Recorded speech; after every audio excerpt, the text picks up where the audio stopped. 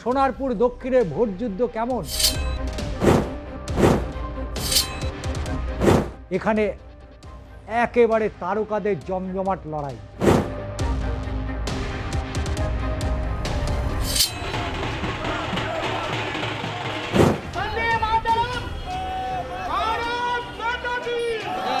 ঠিক ভুল যাই করি তোমাদের ঘরে নেমে বকাও দিতে পারবে, কাছেও দিতে পারবে।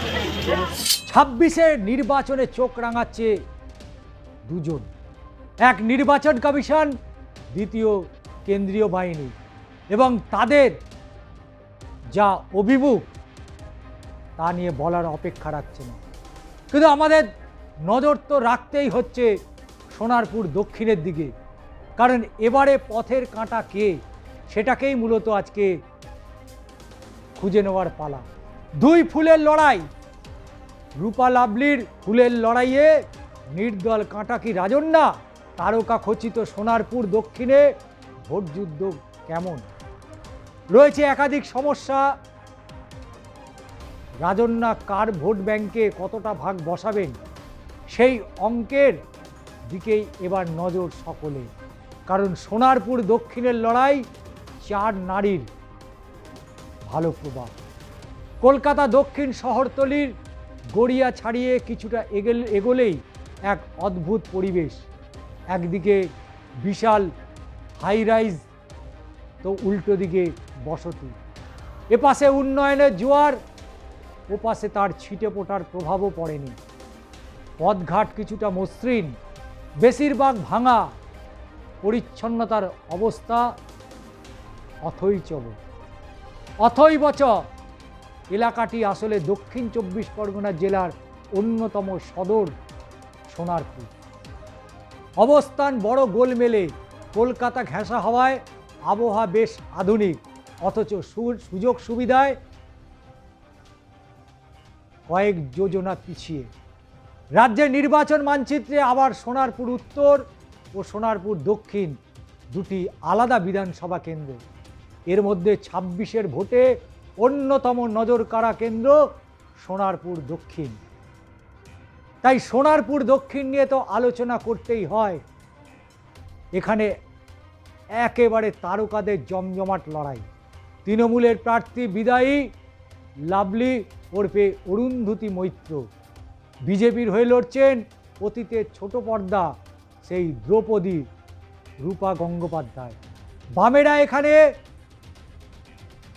সিপিআইকে আসনটি ছেড়ে দিয়েছে, তাদের হয়ে ভোট যুদ্ধে নেমেছেন পারমিতা দাশগুপ্ত।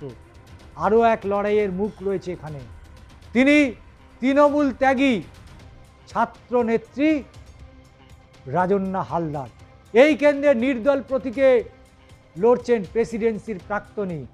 দুই ফুলের মাঝে লড়াইয়ের কাঁটার মতোই রাজন্যা, আর তাতেই লড়াই আরও জমজমাট হয়ে উঠেছে।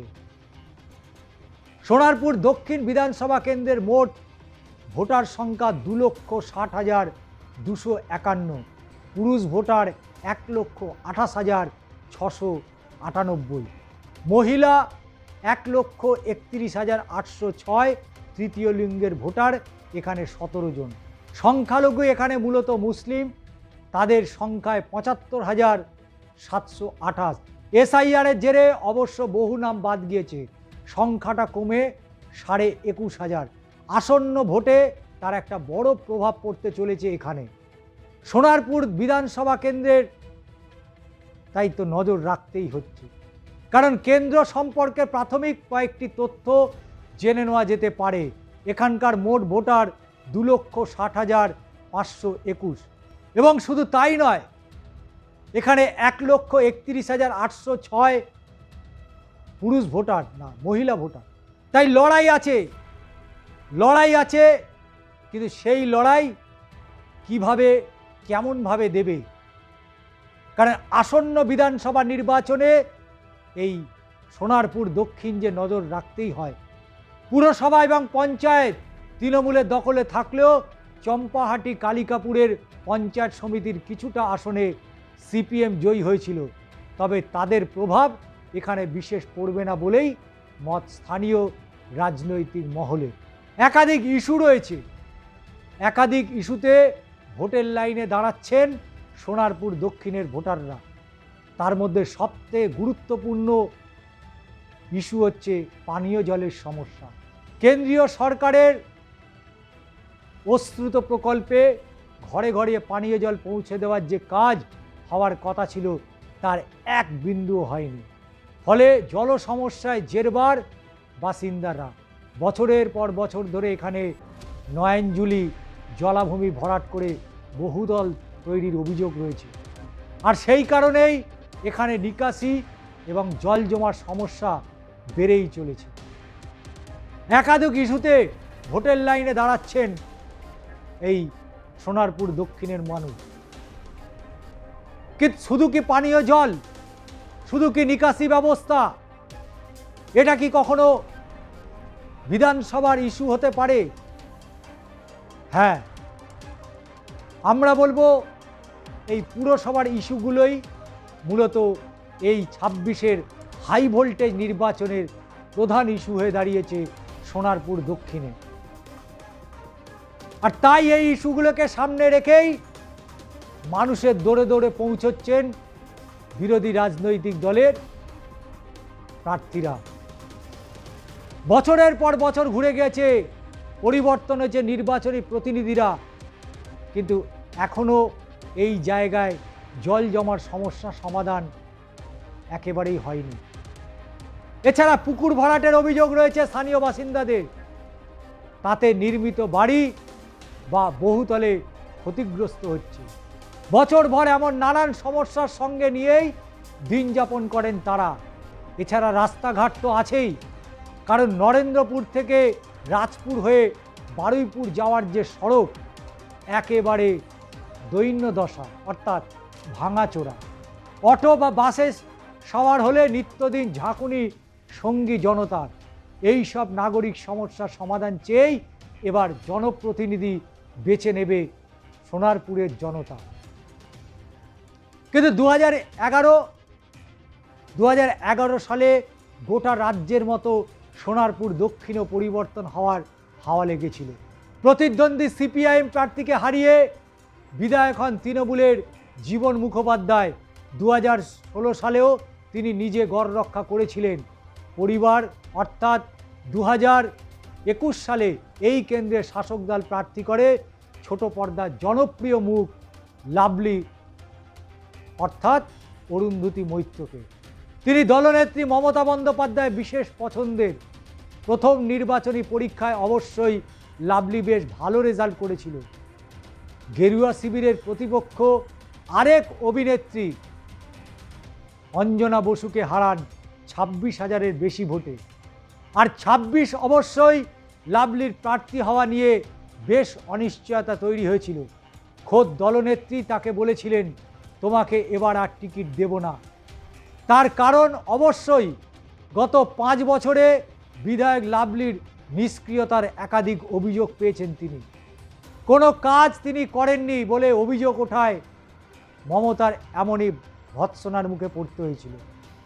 শোনা যায় কথা শুনে লাভলি কান্নাকাটি করেছিলেন। সোনারপুর দক্ষিণে ঘাসফুল শিবিরের হয়ে ফের প্রার্থীও হয়েছেন তিনি। এবার তার প্রতিদ্বন্দ্বী পদ্ম শিবিরের তারকা প্রার্থী রূপা গঙ্গোপাধ্যায়। সোনারপুর দক্ষিণ ঘুরে ঘুরে তিনি প্রচার চালাচ্ছেন। লাভলি যতই সিরিয়াল প্রেমীদের মনে দাগ কাটুক না, জনপ্রতিনিধি হিসাবে জনতাকে সন্তুষ্ট করতে পারেনি। এলাকাবাসীর মুখে প্রায় অভিযোগের সুর। গত 5 বছরে তাকে বিশেষ দেখা যায়নি, কোনো কাজ তিনি করেননি। তিনি ফের নির্বাচিত হয়ে এলাকায় কোনো পরিষেবা দেবেন না বলেই অনেকেই মনে করছেন। আবার ছোট ব্যবসায়ীদের একাংশের মত, চারপাশে তৃণমূলী হাওয়া, এবার তৃণমূলই জিতছে। কেউ কেউ বলছেন 5 বছর শুধু নয়, তৃণমূল গত 15 বছর এ রাজ্যে যে অতুলনীয় কাজ করেছে তার উপর ভিত্তি করেই এবারও তৃণমূলের জয় নিশ্চিত। অর্থাৎ লাভলি নিজের জোরে নয়, জিতলে জিতবেন হচ্ছে মমতা বন্দ্যোপাধ্যায়ের উন্নয়নের জোয়ারে। কিন্তু লাভলি নিজে কি বলছেন? কিন্তু তিনি বলছেন, আমি এখানে বারবার থাকি, লোকজন ডাকলে আমাকে পান, যতটা পেরেছি কাজ করেছি। আশা করি আমাকে জনগণ আবার কাজের সুযোগ করে দেবেন। এছাড়া মমতা বন্দ্যোপাধ্যায় যা উন্নয়ন করেছেন তার সুবিধা আরও বেশি করে পেতে হলে এবং বিজেপির ঘৃণ্য হুমকির রাজনীতি থেকে সুরক্ষিত থাকতে চাইলে তৃণমূলকে জেতান, এটাই আমার আবেদন। কিন্তু অন্যদিকে বিজেপির প্রার্থী রূপা গঙ্গোপাধ্যায়ের জয়ের ব্যবধান কতটা, সেই অঙ্ক কিন্তু বেশ ভাবাচ্ছে। এলাকার মহিলাদের নিয়ে মন্দিরে পুজো দিয়ে রূপা প্রায় রোজ প্রচার করছেন। এক্ষেত্রে জনসংযোগকেই তিনি বেশ ভালো নম্বর দিতে চাইছেন, কারণ মহিলারা রীতিমতো মুগ্ধ রূপার ভালো ব্যবহার আর নাগরিকদের প্রতি দায়িত্ববোধ দেখে। তারা আশাবাদী রূপা গঙ্গোপাধ্যায় বিধায়ক হলে অনেকটাই সমস্যার সমাধান হতে পারে। এলাকার বিজেপি নেতৃত্ব তো 100% আশাবাদী তাদের প্রার্থী জয় নিশ্চিত। কেউ কেউ তো বলেই ফেলছেন, যেদিন থেকে এখানে রূপা গঙ্গোপাধ্যায়ের নাম প্রার্থী হিসাবে ঘোষণা হয়েছে সেদিন থেকেই তিনি জিতে গিয়েছেন। স্থানীয় বাসিন্দারা বলছেন এরা এবার বিজেপি আসবেই, সবাই চাইছে, কিছু করার নেই। বামেদের প্রার্থী এখানে সিপিআইয়ের পারমিতা দাশগুপ্ত, তারও বক্তব্য রয়েছে এতদিন যেখানে তৃণমূল বিধায়ক কোনো কাজ করেননি তার ছাপ স্পষ্ট এবং সর্বত্র। আর বিজেপি যেভাবে মেরুকরণের রাজনীতি শুরু করেছে সেটা তো এখানকার সংস্কৃতির সঙ্গে মেলে না। সোনারপুর দক্ষিণ কেন্দ্র বরাবরই হিন্দু মুসলিমরা সম্প্রীতির সঙ্গে বসবাস করেন, একে অন্যের উৎসবে সামিল হয়। এখানে বিজেপির রাজনীতি চলবে না। এই দুই দলের বিকল্প হিসাবে মানুষ বামপন্থীদের জোট, সেই জোটকেই ভোট দেবেন বলে তিনি মনে করেন। কিন্তু এই ত্রিমুখী লড়াইয়ের মাঝে আরেক ভূমিকন্যা প্রচারে নজর কাটছেন। তিনি একদা তৃণমূলের ছাত্রনেত্রী রাজন্যা হালদার, সদ্যই নিজের দল গঠন করেছে, নাম তার জনসংগ্রাম মঞ্চ। তবে এখনও প্রতীক না পাওয়ায় তিনি এবার নির্দল হয়ে লড়ছেন। মাথায় বড় জটা, পরনে শাড়ি, ঝকঝকে মুখ আর স্পষ্ট কথা নিয়ে জনতার দুয়ারে দুয়ারে ঘুরছেন রাজন্যা। বলছেন তিনি পাশের বাড়ির মেয়ে, তাকে এবার জনতার কাজ করার সুযোগ করে দিতে হবে। কিন্তু রাজন্যার কথায় কি ভোটারদের মন জিতবে, সেটা তো বড় প্রশ্ন অবশ্যই। তার চেয়ে বড় প্রশ্ন রাজন্যা কার ভোট ব্যাংক কতটা ভাগ বসাবেন, সেটাই বড় অঙ্ক। সব কিছুর উত্তর মিলবে আগামী 4 মে।